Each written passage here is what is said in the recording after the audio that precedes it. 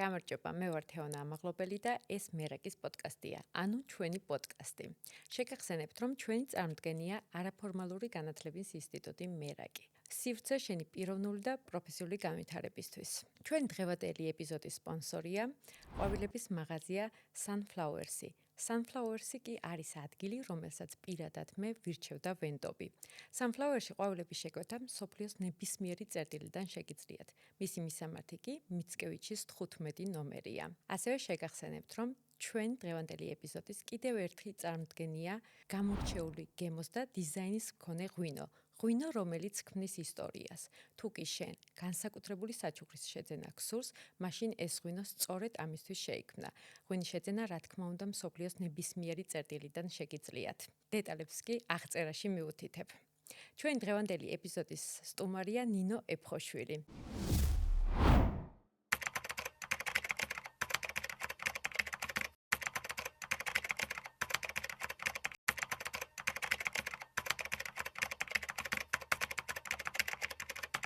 ნინო, გამარჯობა.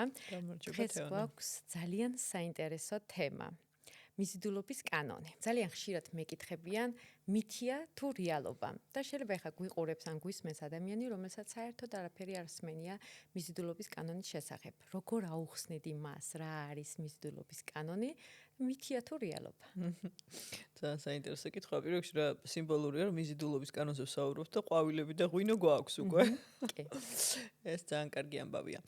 ხო, მიზიდულობის კანონი არის ისეთი კანონი, რომელიც იმის და მიუხედავად ჩვენ როგორ გვჯერა, ანუ მითია თუ რეალობა თუ ვიცით თუ არ ვიცით მის შესახებ, ის ჩვეულებრივად მაინც მუშაობს და არსებობს. ანუ ერთგვარი სამყაროს უნივერსალური კანონია, როგორც გრავიტაცია მაგალითად.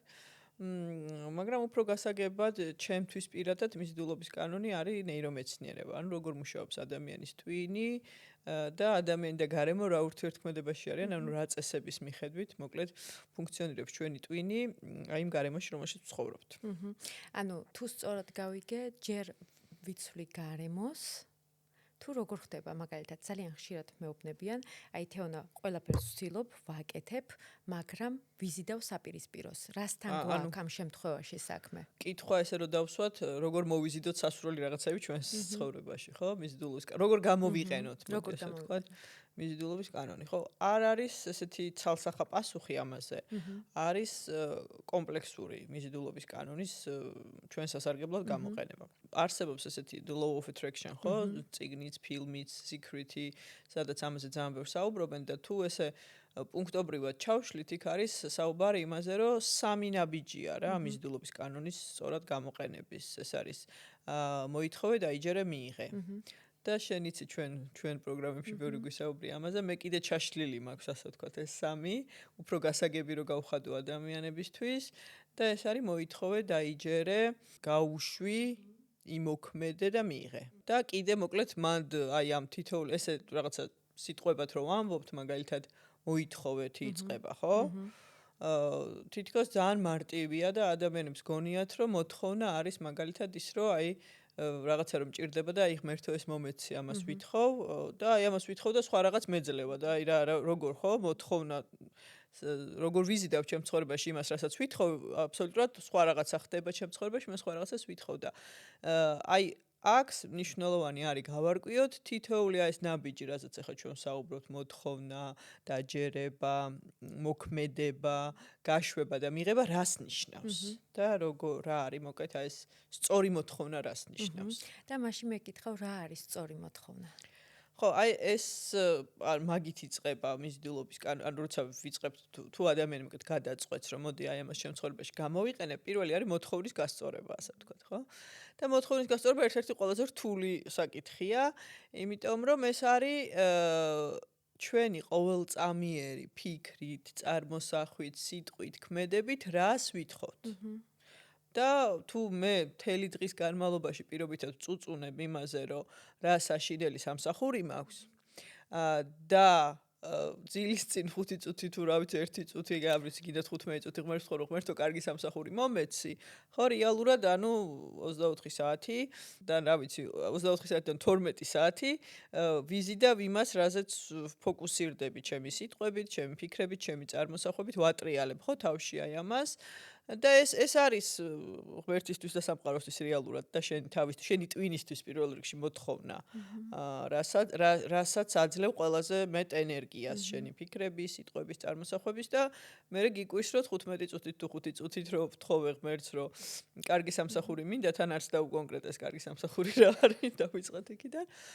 აი რატო არ მაქვს. ხო, მოთხოვნა ნიშნავს იმას რომ მე ჩემი ფოკუსი გადავიტანო არა იმაზე რა არ მომწონს ჩემ ცხოვრებაში, არამედ იმას კარგად გავაცნობიერო რა არ მომწონს და კარგად გავაცნობიერო რა მინდა ამის სანაცვლოდ და მოთხოვნა არის ჩემი ყოველწამიერი ფიქრით, სიტყვით, წარმოსახვით რას ვითხოვ.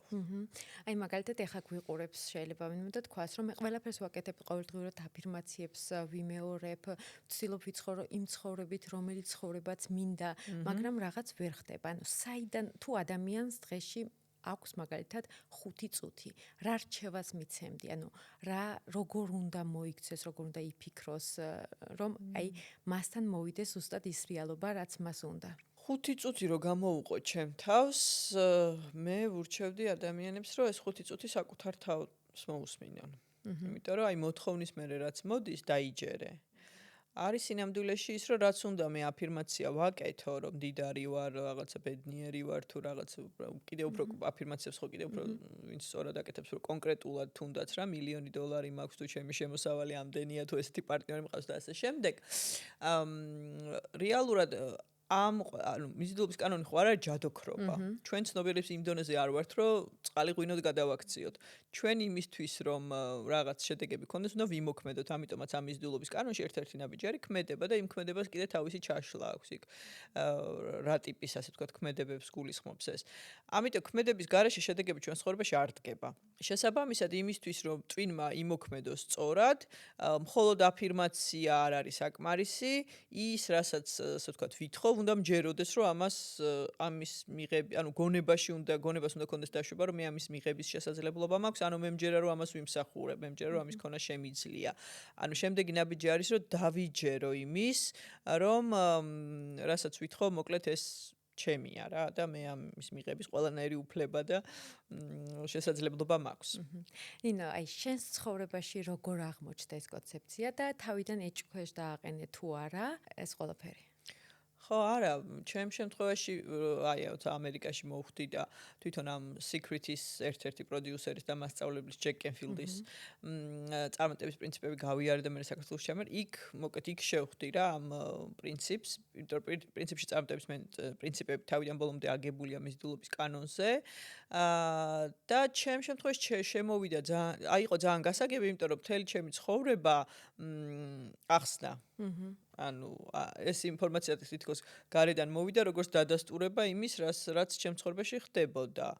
იმიტომ რომ ამას ახლა რეალურად თუ დავაკვირდებით, ყველა დავინახავთ, როგორ მუშაობს ეს მიზიდულობის კანონი ჩვენ ცხოვრებაში ყველას გამოგვიცდია. უბრალოდ ვიღაცები ამას დაკვირვებიან და გაუცნობიერებიათ, ვიღაცამ შეიძლება არც გააცნობიერა, როგორ მოიზიდა თავის ცხოვრებაში ეს რა ქვია, სასურველი შედეგი.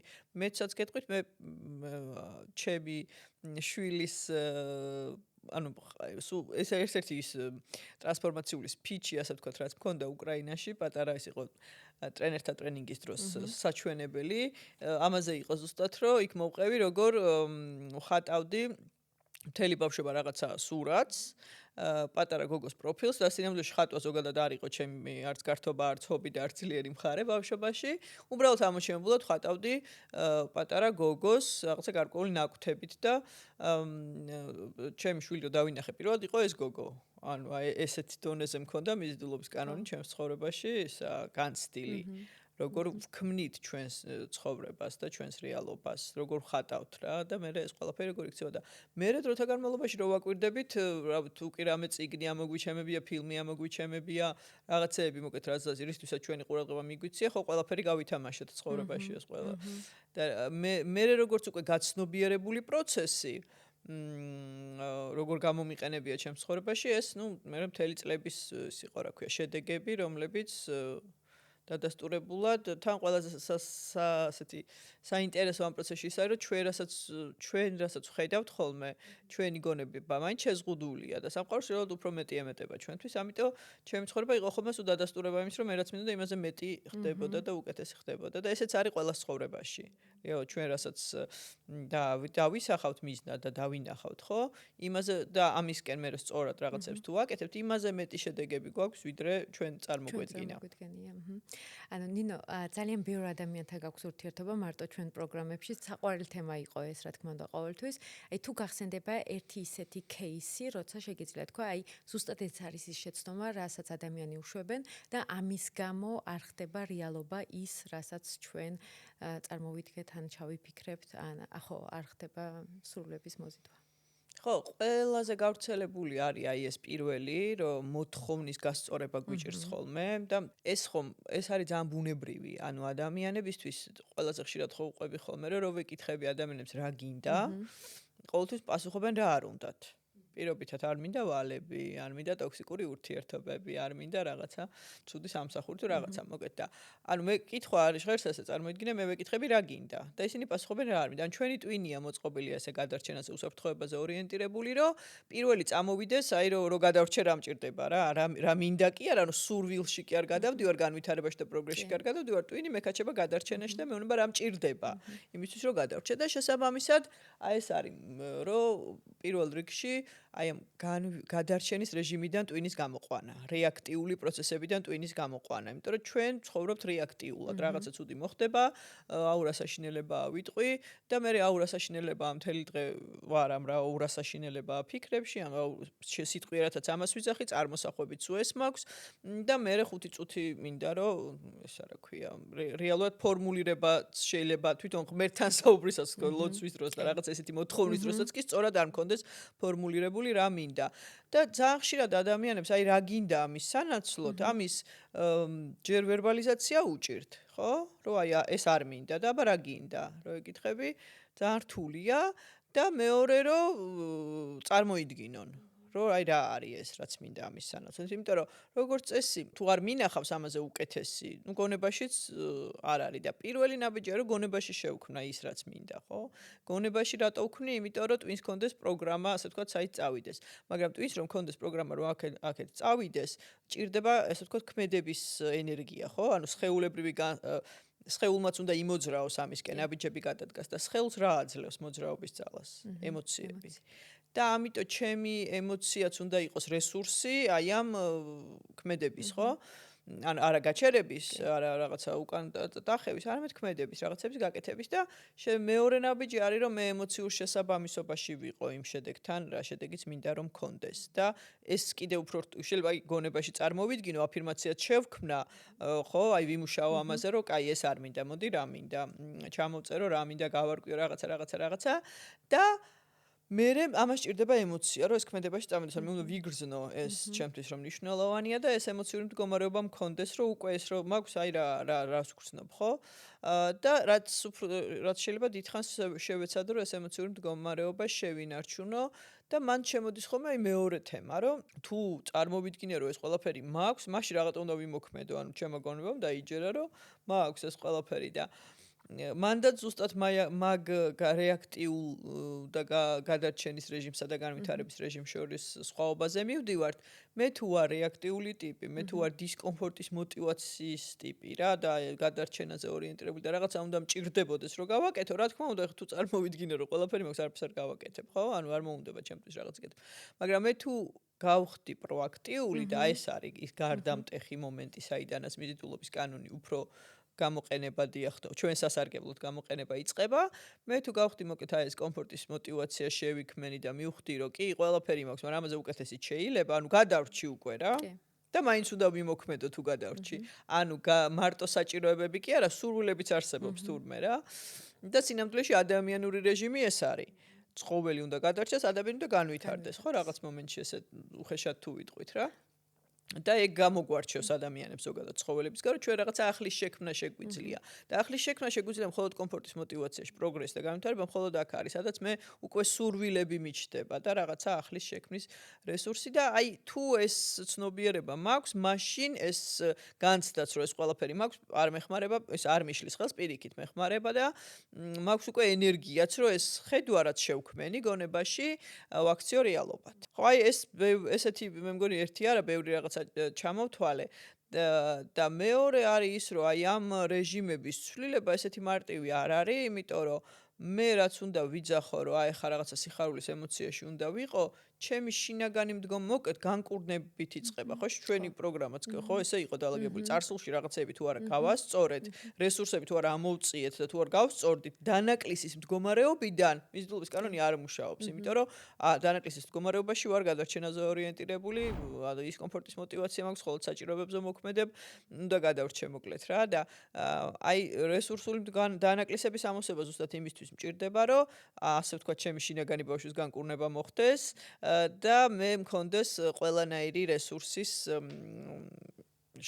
გამოყენების განვითარების რეჟიმში გადაყვანის შესაძლებლობა რა. ნუ კომპლექსია ესეთი ეს იყო ზუსტად ჩემი კითხვა, რომ თუ არ მაქვს ბავშვობის ტრამვები დამუშავებული, ამ შემთხვევაში მაქვს თუ არა შესაძლებლობა მაინც მოვიზიდო სასურველი. ისე რომ ჩვენ ყველა ისედაც ვიზიდავთ სასურველს. უბრალოდ რა აი ეს სასურველი რა არის? ამისი გაგება გვაქვს არასწორი. ანუ გონებაში რა მინდა ერთია, რისი მჯერა რომ მინდა ერთია, ქვეცნობიერი ჩემი ემოციური, ასე ვთქვათ, ჩემი ქვეცნობიერი წარმოდგენები რა არის და ჩემი ემოციური მდგომარეობა როგორია, რესურსი რა, ცნობიერება რა, ანუ ეს ყველაფერი აი რა მინდა სასურველს მოკლედ ბევრი ის აქვს რა, პასუხი და რეალურად მე ვამბობ ყოველთვის ესეთი ის არის რა, რომ ჩვენ ყველას გვაქვს ის რაც გვინდა. უბრალოდ თუ ის რაც გინდა გგონია რომ ის არ არის, მაშინ უნდა გაერკვე რატომ გინდა ის რაც გაქვს. ხო.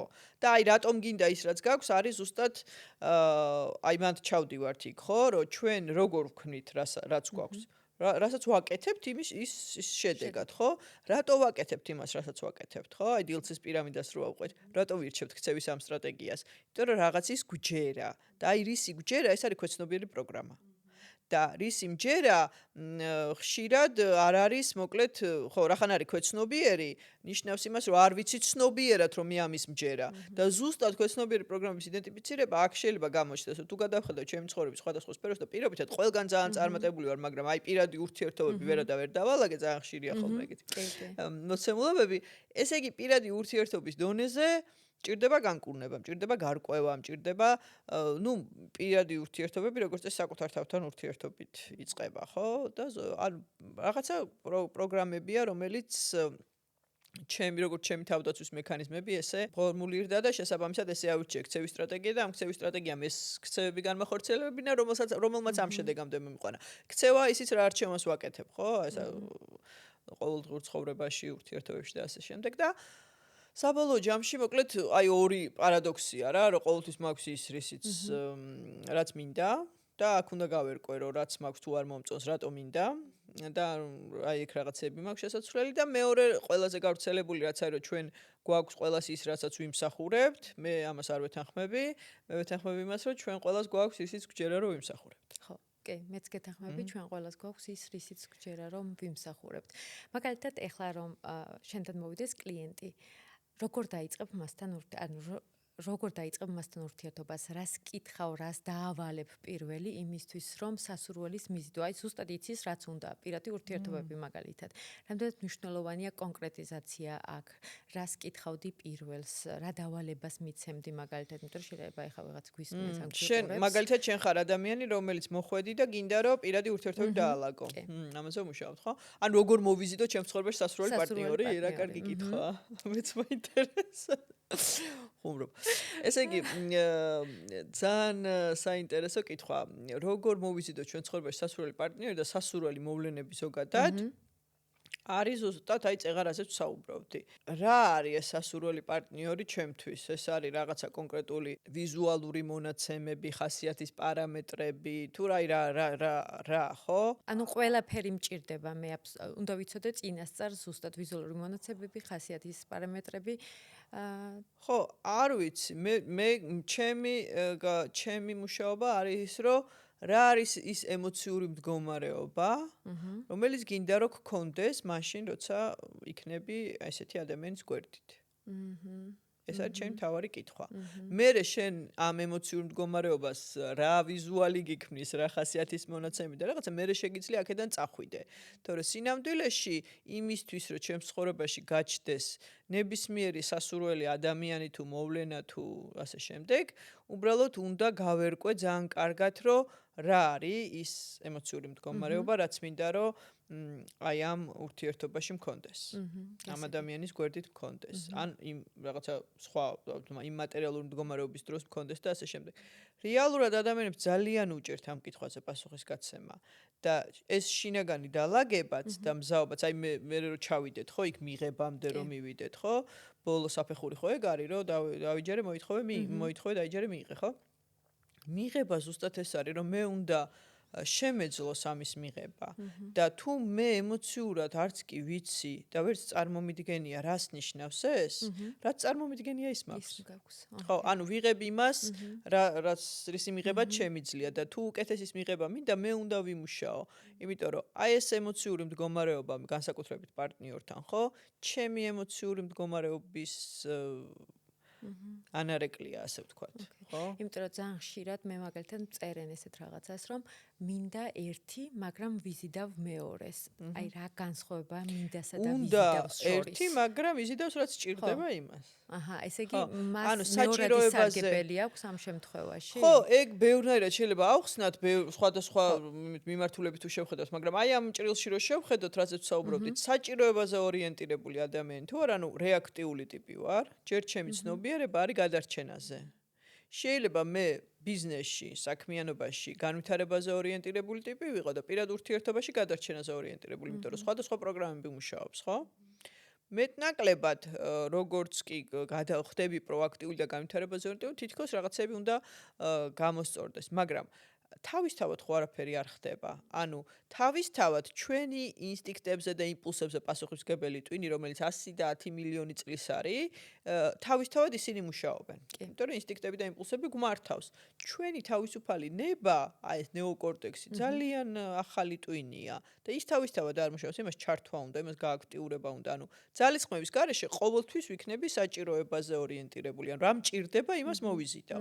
და თუ მინდა რა მინდა, ანუ სურვილები მოვიზიდო, მაშინ ცნობიერად უნდა ჩავერთო ამ პროცესში. ცნობიერი ჩართვა ნიშნავს, რომ აი ეს ჯერ ეს გავიარო მთელი რიგი საფეხურები, სადაც არის ჩემი ტკივილები, წყენები, შიშები, ბრაზები და სადღაც აი პასუხისმგებლობის საფეხურზე რომ მივალ, სადაც ვაცნობიერებ, რომ რა არის ჩემი წილი პასუხისმგებლობა იმაში, რაც მაქვს, რა შედეგებიც მაქვს, ხო, გინდა პირად ურთიერთობაში და გინდა ცხოვრების სხვა სფეროში, მე იქიდან ნელ-ნელა გადავდივარ სურვილებზე. და პასუხისმგებლობამდე ქვემოთ მე სურვილებდა ვერ მივდივარ. მივდივარ სულ ტკივილში, წყენაში, შიშში, ბრაზში და მერე მიკვირს, რომ ესა რა ქვია, რატო ვერ ვიზიდავ. სასურველ შედეგებს და სასურველ პარტნიორს. ნახეთ, ძალიან ბევრ ადამიანს უნდა, მაგალითად, მიიზიდოს რაღაც სასურველი, ხო, არსებობს ადამიანი, მაგრამ ყველა შეგვიძლია მივიზიდოთ ის, რისი ოცნებაც გვაქვს, ან რა ფანტაზიაც გვაქვს.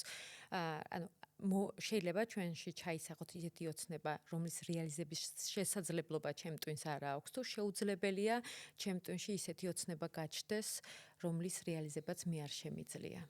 არა, ჯერ ერთი ხო ისე ვიქიდე, რომ ჩვენ ყველა ისედაც ვიზიდავთ. ყველაფერს რაც გვაქვს, ანუ ჩვენ ვქნით ამას, მაგრამ ის ხო რა იდეაც და რა ოცნებაც ჩდება ჩემს გონებაში, როგორც წესი იმის რეალიზების რესურსიც ჩდება. უბრალოდ არის ხოლმე, რომ შეიძლება ამ ოცნებაზე იმდენი ვილაპარაკო, რომ მთელი რესურსი ლაპარაკში დავხარჯო.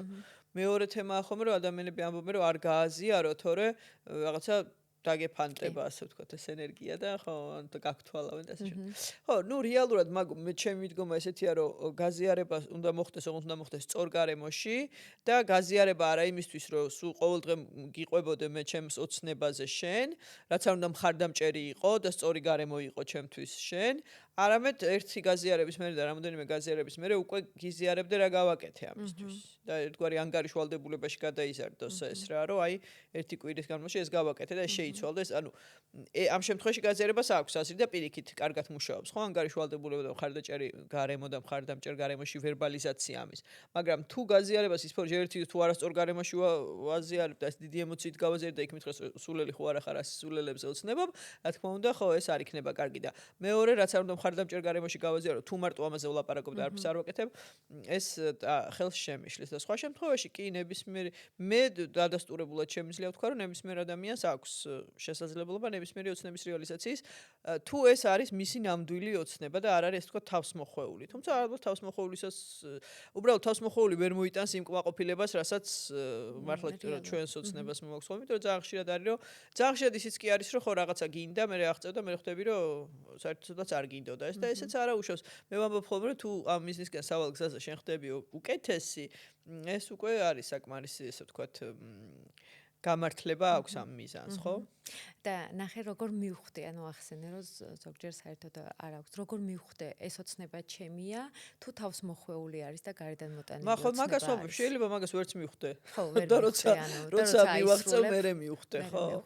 და ესეც არ არის, ანუ რეალურად, როდესაც ვსაუბრობთ ხოლმე მიზნებზე, სულ მაგას ვამბობ, ხო, რომ ერთი დიდი მიზანი, რომლისკენაც რაღაცა ძალიან მინდა, ხო, ცხოვრებაში. ძალიან მაგარია ესეთი მიზნის ქონა, იმიტომ რომ ეს მაძლევს ძალას ყოველდღიურად ლოგინიდან წამოვხტე და რაღაცები ვაკეთო, ხო? თქვარი мотиваციაა ჩემთვის და მე როცა ამას მივაღწევ, თუ მივხვდი რომ ეს სულაც არ ღირდა, ამად თუ ამ მიზნისკენ სავალგზაზე უკეთესი გავხდი, ოკეი რა, მაინც კაია და მეორე თემა არის, რომ ზოგადად დღეს ხო აი ეს smart-თან ერთად ასე ვთქვათ, hard კონცეფცია შემოდის მიზნების, ანუ თავიდანვე გავაცნობია, რომ ჩემ ღირებულებებთან როგორ არის თანხვედრაში ეს მიზნები და ეს მიზნები რამდენად ხო რას ემსახურება მოკლედ რა ღირებულების მომტანია ჩემთვის და გავერკვიო თავიდანვე ამ ყველაფერში და რა ეგ პროცესი მოკლედ თანდათან მოდის, რომ თანდათან რაღაცა მიზნები აღარ არის მნიშვნელოვანი და რაღაცა უფრო სხვა ხდება. რეალურად სადღაც мотиваცია ხო ის არის, რა ქვია, მოძრაობაში მოდის და ამიტომ რაღაცა რისთვისაც მოძრაობ, ეს ძალიან მნიშვნელოვანია. უბრალოდ მეორე უკიდურესობა არის ხოლმე, რომ მხოლოდ მოძრაობაში თუ ვარ და ყოფნაში არ ვარ და ვერ ვაბალანსებ ამ ყოფნის და ქმედების, ასე ვთქვათ, პროცესებს და შედეგებს ვერ ვაბალანსებ, მაშინ აუცილებლად მივალ იმ შედეგამდე, რომ რაც არ უნდა დიდ წარმატებას მივაღწიო, მაინც არ ვიქნები კმაყოფილი, იმიტომ რომ პროცესები დავკარგი, ანუ პროცესებში ყოფნა უკვე ჩემთვის. ხო, მნიშვნელოვანია. და ეს ბალანსი, რომ თუ ესეთ გაცნობიერებულად მივდივარ მიზნებთან, რომ თან პროცესებში ვარ და პროცესიც სასიამოვნოა და თან შედეგი მახსოვს, ანუ არ ძალიან პროცესით გავერთე და არ ძალიან შედეგზე ჩავიციკლე, აი ეს ბალანსი არის ხოლმე მერე სასიამოვნო ძალიან. და 100%-ით ჩვენზე არის დამოკიდებული, აი რაღაც მიზანი მაქვს მაგალითად. ჩემზე არის, მივაღწევ თუ ამ მიზანს, თუ არის დამატებითი გარემოებები, რომელიც 100%-ით ჩემზე არ არის დამოკიდებული ამ მიზნის სისრულეში მოყვანა. ხო, ნებისმიერი შედეგი არის 100%-ით ჩვენი კონტროლის ზონაში, ოღონდ აქ შემოდის ობიექტური რეალობაც. თუმცა, სულ მაგას ვამბობთ, ხო, რომ ობიექტური რეალობა ნაკლებად, ან საერთოდ არ არის ჩვენი კონტროლის ზონაში, ან ნაკლებად არის ჩვენი კონტროლის ზონაში. მაგრამ აი ამ ფორმულაში, სადაც ობიექტური რეალობა, შედეგი რითი იქნება, ხო, ობიექტური რეალობით და ჩემი სუბიექტური დამოკიდებულებით აი ამ ობიექტურ რეალობაზე. და ობიექტური რეალობა ან საერთოდ არ არის ჩემი კონტროლის ზონაში, ან ძალიან მცირედით არის, ხო, ჩემი კონტროლის ზონაში. ხო, აი როგორ შეიძლება 100%-ით ჩემი კონტროლის ზონაში იყოს შედეგები, ხო? აი ამ სუბიექტური რეალობა 100%-ით ჩემი კონტროლის ზონაშია. და რა შედის ამ სუბიექტურ რეალობაში, ხო? რას ვიფიქრებ, რას წარმოვიდგენ და რას ვიტყვი და რას გავაკეთებ. და თუ ეს ჩემი ფიქრი, ჩემი წარმოსახვა, ჩემი სიტყვები და ჩემი ქმედებები არის შედეგზე ორიენტირებული, ანუ კი ბატონო, ყველაზე ბანალურად რო ვთქვათ, გათენდა ძალიან ცუდი ამინდი, ან რაღაცა არახელსაყრელი მდგომარეობა ქვეყანაში, ხო? მაგრამ მე რა შედეგი მინდა და ამ შედეგისთვის როგორი უნდა იყოს ჩემი ფიქრი, ჩემი წარმოსახვა, ჩემი სიტყვები და ჩემი ქმედებები და იქამდე ვმართავ ამ ჩემს სუბიექტურ დამოკიდებულებას, ვიდრე სასურველი შედეგი არ დადგება და მაშინ აი ეს ამას გულისხმობთ რა, რომ 100% არის ჩემი კონტროლის ზონაში. და სინამდვილეში მოკლედ ეს ფორმულა არის ზუსტად ეს ცნობიერების ტრანსფორმაციის ეტაპი, სადაც მე ვიწყებ ჩემი, ასე ვთქვათ, რეაქტიულობიდან, გადარჩენის რეჟიმიდან, იმ წუწუნის რეჟიმიდან, რომ აურასაშინელება კლუბიდან ამოვეწერები, ასე ვთქვათ, და ჩემი ფოკუსი მიდის იქ, სადაც რაღაცეების მართვა შემიძლია.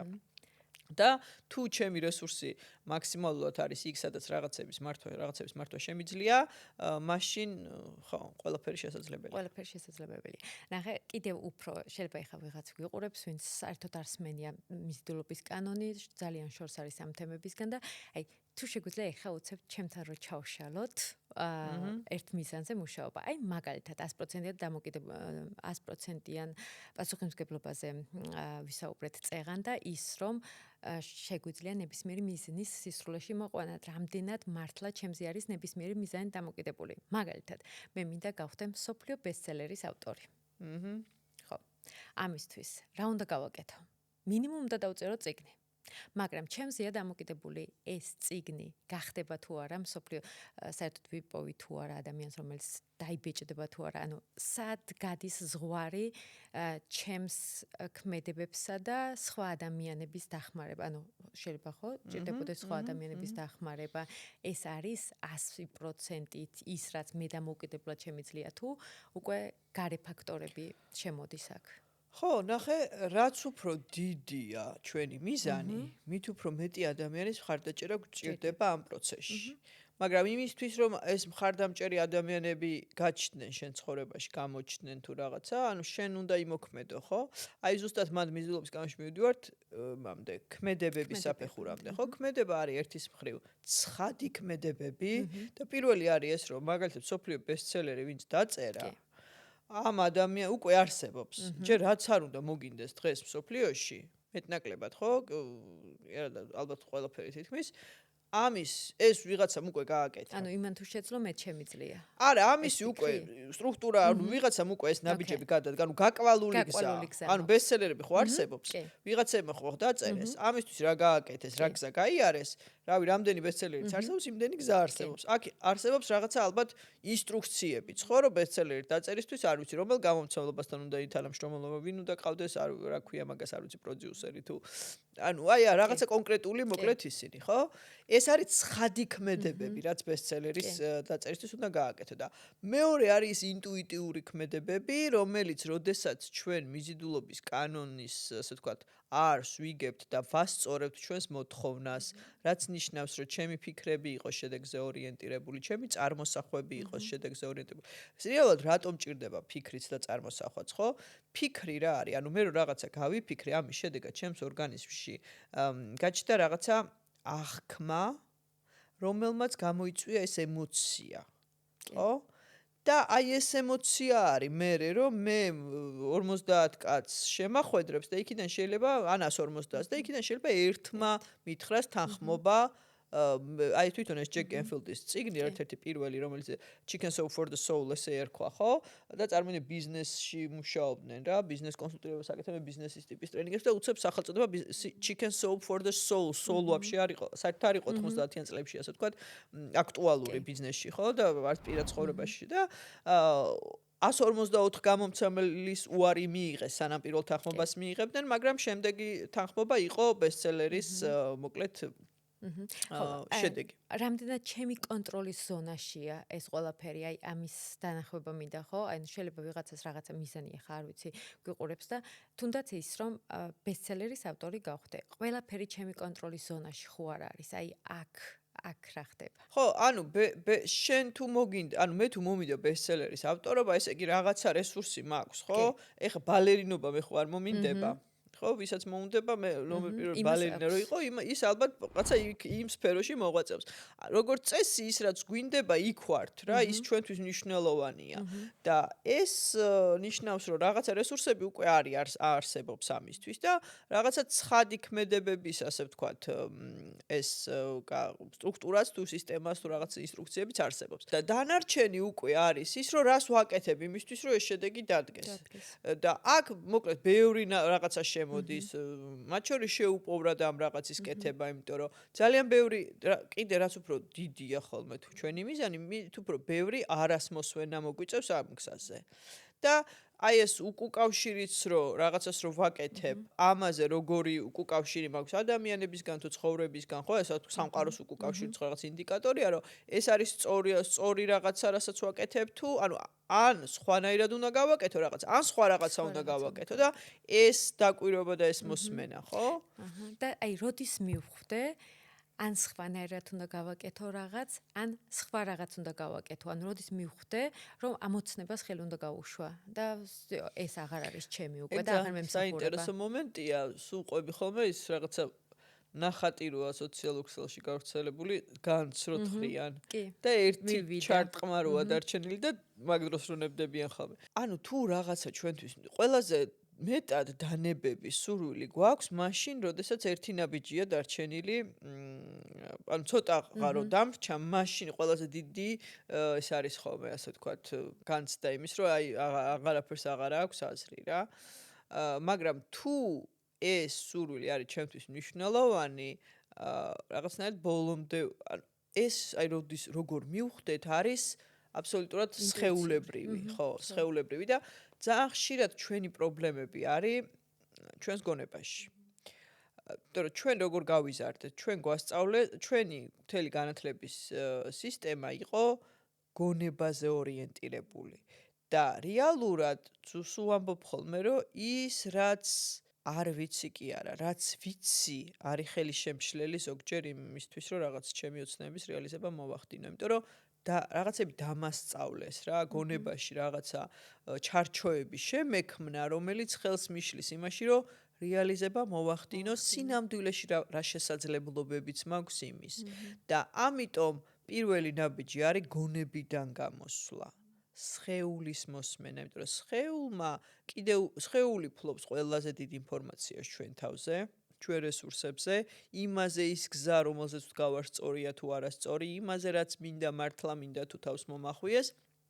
ოღონდ ამ მისი მოსმენის სხეული ხო რაღაცა სიტყვებით არ გველაპარაკება, თავისი ენა აქვს, ხო? თავის ენაზე გველაპარაკება და აი ეს ჩემს სხეულთან ურთიერთობა და მისი მოსმენა არის ძალიან მნიშვნელოვანი უნარი, განსაკუთრებით ეხლა.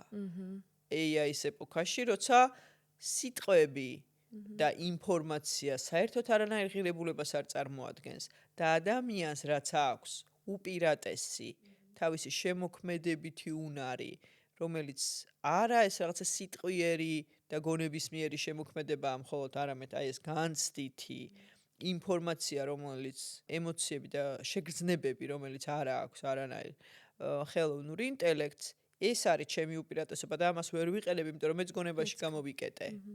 ხო? ამიტომ აი ეს ამ ახალ ეპოქაში ყოველთვის მნიშვნელოვანი იყო, მაგრამ ამ ახალ ეპოქაში კიდევ უფრო მნიშვნელოვანი გახდა, რომ ჩვენ დავბრუნდეთ ჩვენს სხეულებში და შეგრძნებების და ჩვენი სხეულის შეგრძნებებით გავიგოთ რაღაცები, ინფორმაცია, მოკლედ შეგრძნებებითაც მივიღოთ და მოვუსმინოთ ამას.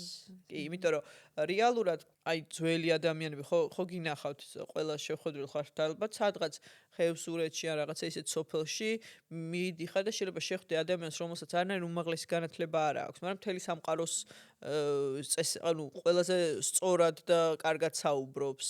და შენ თვითონ გიკვირს, რომ საიდან ეს ინფორმაცია შენამდე ისწავლე და ძლივს გაიგეს და ის უბრალოდ, ხო, იმიტომ რომ ეს ინფორმაცია რეალურად იქ არის.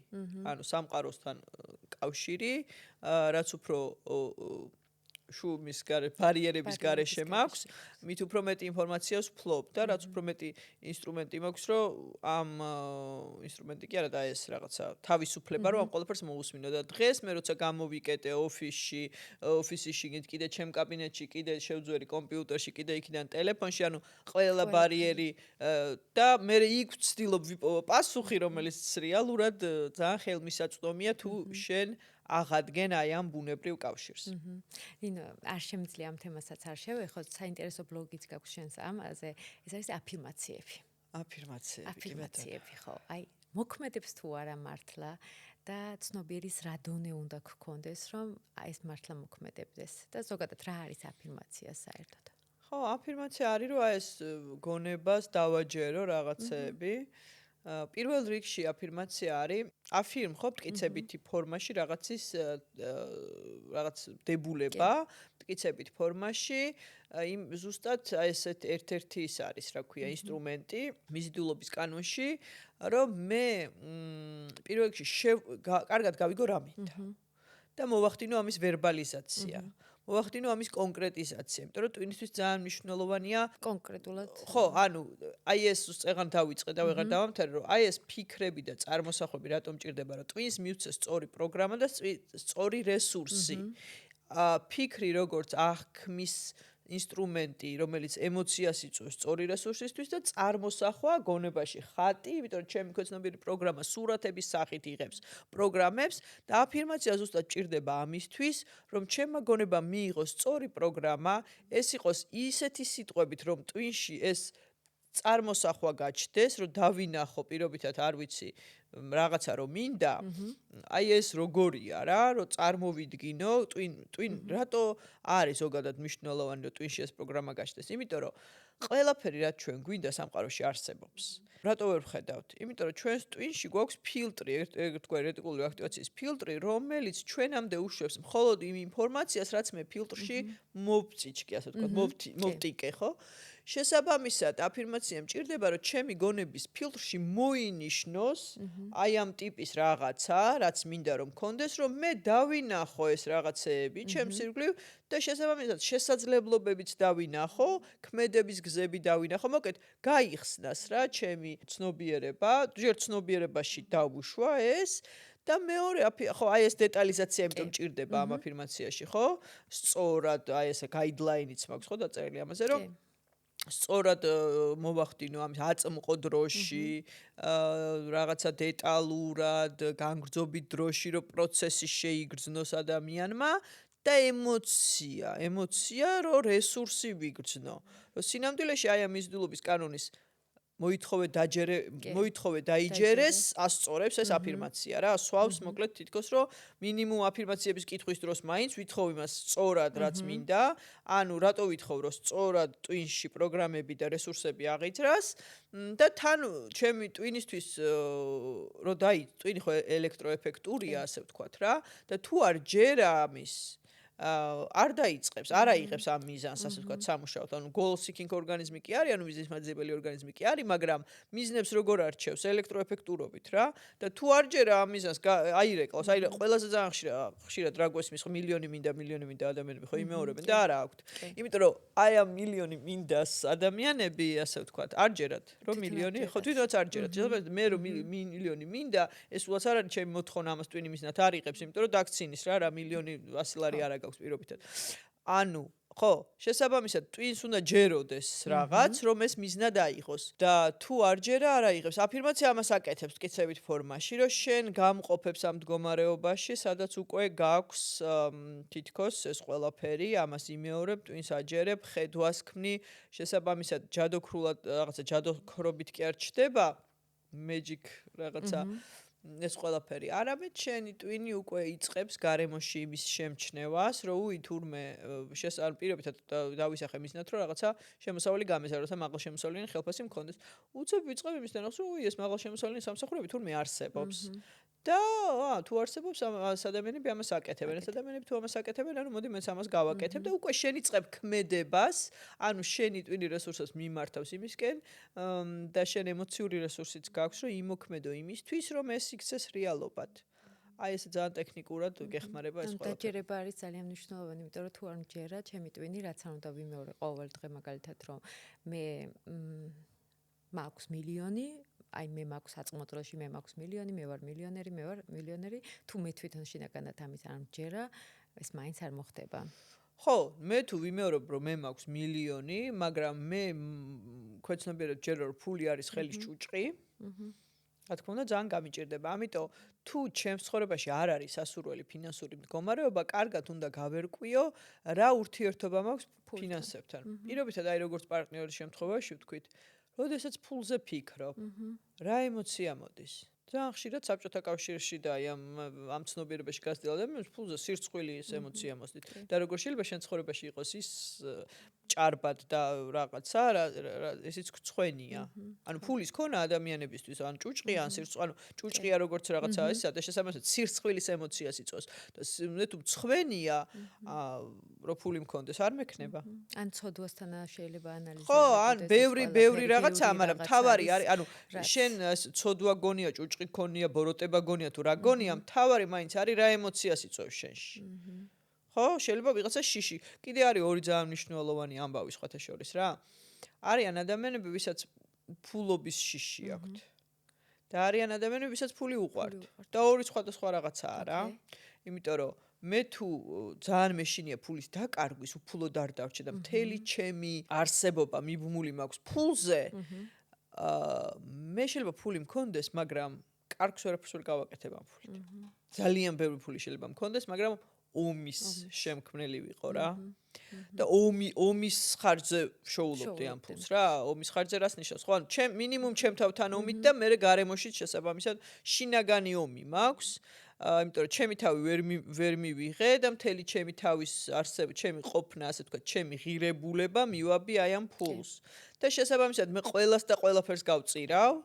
საკუთარ თავს პირველ რიგში წირავ რა თქმა უნდა რომ სულ ამ პროცესებში ვარ აი ამ ფულის შენარჩუნებისთვის. და მეორე არის რომ მე მაქვს ფულის სიყვარული და ფული თუ მიყვარს ესეთი ადამიანები ქმნიან ღირებულ და კარგ პროდუქტებს რომელსაც სარგებელი მოაქვს სხვებისთვის. ეს არის განსხვავება. კი. ესე იგი უკვე დასასრულისკენ მივდივარ და არ შემიძლია ყველაზე ძალიან ისეთი გავრცელებული წინა საახალწლო პერიოდში განსაკუთრებით არის სურვილების დაფის შედგენა. და მე მახსოვს ჩემ პირველ სურვილების დაფა როცა შევადგინე, მეგონა რომ ყველაზე მდიდრული რაღაცები უნდა ამომებეჭდა და უნდა გამეკრა და მომდენო წელს ძალიან იმიგაცრუებული აღმოჩნდი, იმიტომ რომ იქიდან საერთოდ არაფერი არ ახდა უნივერსიტეტის დამთავრების გარდა. ანუ ხო, იდეაში. აქ რა შეცდომებს უშვებენ ადამიანები ყველაზე ხშირად და საერთოდ რა არის სურვილების დაფა, რაში გვეხმარება?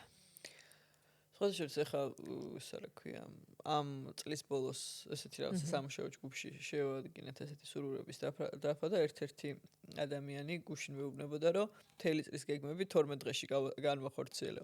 გააჩნია მოკეთ ადამიანს და გააჩნია რა რესურსით ქმნის ამ დაფას.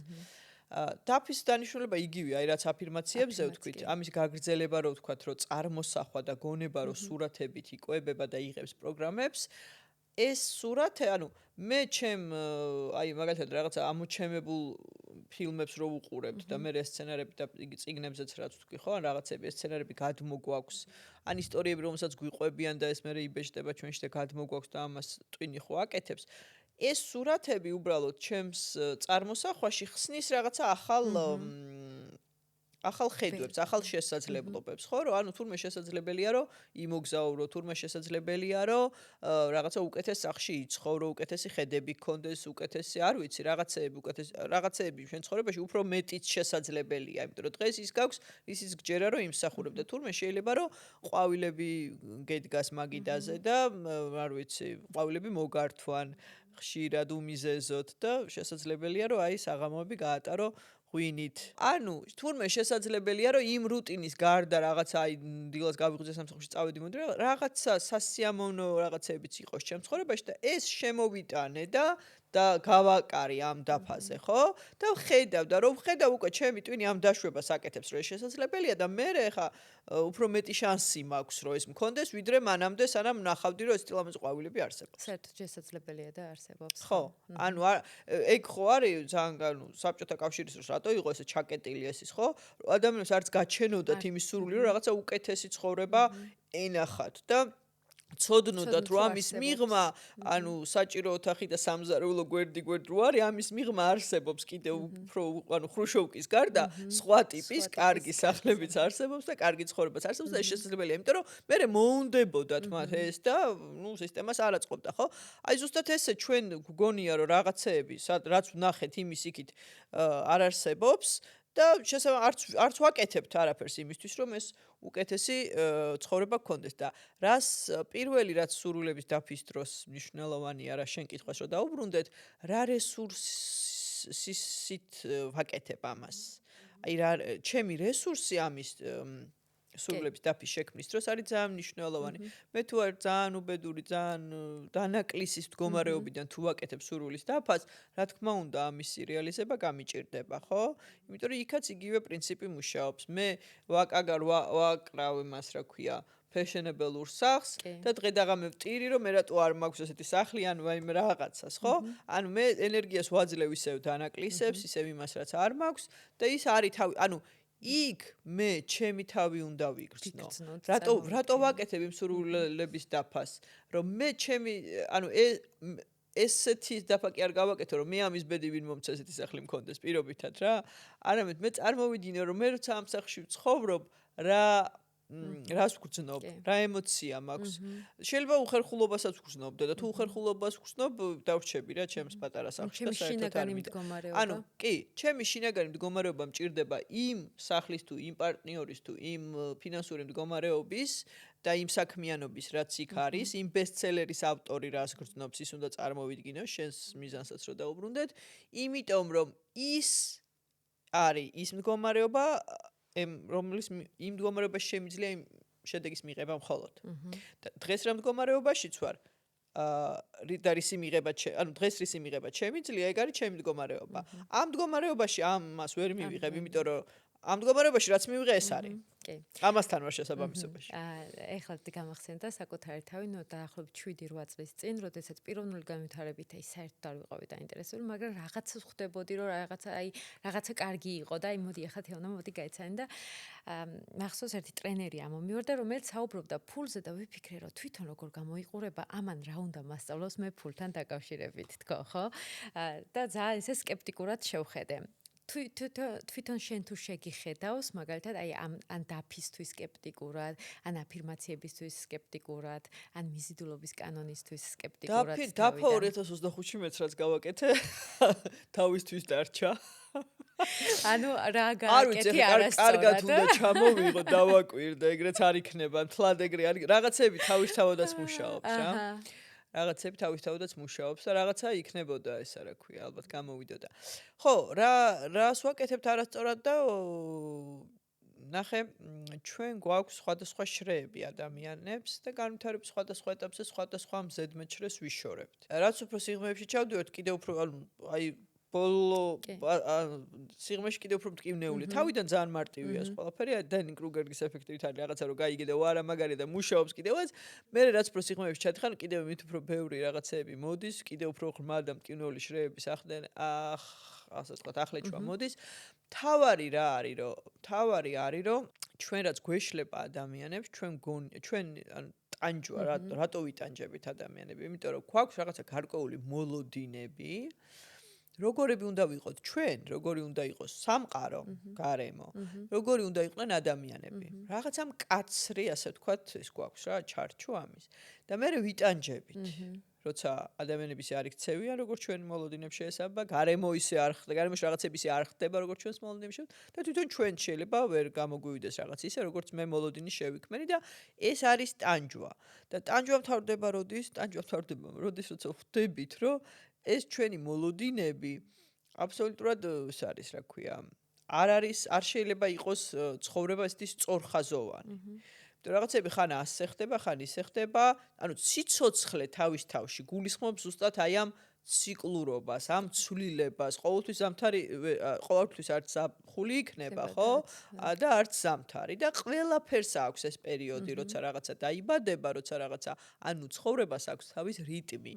როცა რაღაც იბადება, როცა რაღაც იზრდება, ვითარდება, მერე ნაყოფს, ასე ვთქვათ, გამოიღებს და მერე, ასე ვთქვათ, მთავრდება ეს რაღაცები და მერე ახალი ციკლი იწყება და ეს მეორდება და თავისი არსით სიცოცხლე მაგიტომაც არის საინტერესო, რომ ის გაძლევს აი ამ ცვლილებას და ამ ცვალებადობას.